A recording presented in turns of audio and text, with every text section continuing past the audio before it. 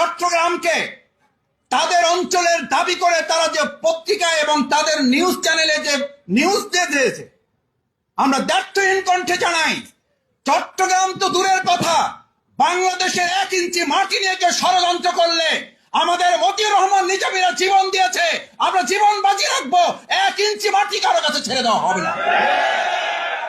আমাদের নিজামী সাহেবরা জীবন দিয়েছে জামাত ইসলামের জন্য নয়, এখানে জানার কথা আপনাদের।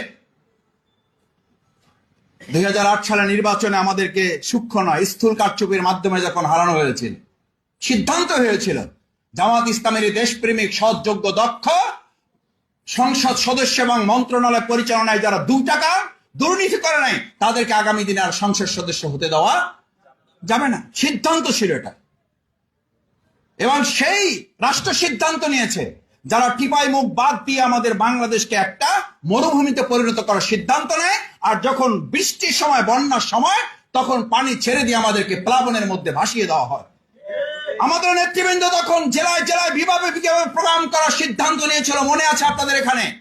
তারা মনে করেছিল 2008 সালে জামাত ইসলামী নির্বাচনের মধ্য দিয়ে আমাদেরকে শেষ করে দিয়েছে, কিন্তু তারা যখন দেখলো জামাত ইসলামীর সৎযোগ্য দেশপ্রেমিক নেতৃবৃন্দ মাঠে নেওয়ার পর লক্ষ লক্ষ জনতা আমাদের সেই সমাজ বিরোধিতাতে হাজির হয়ে এই দেশপ্রেমের পক্ষে অবস্থান নিয়েছে, তখনই সরকার সিদ্ধান্ত নিয়েছিল এই নেতৃত্বকে বাঁচিয়ে রেখে বাংলাদেশের 1 ইঞ্চি মাটিকে আর বাইরের জগতের কাছে ছেড়ে দেওয়া যাবে না। তখন তারা আমাদের নেতৃবৃন্দকে হত্যা করার সিদ্ধান্ত নিয়েছে।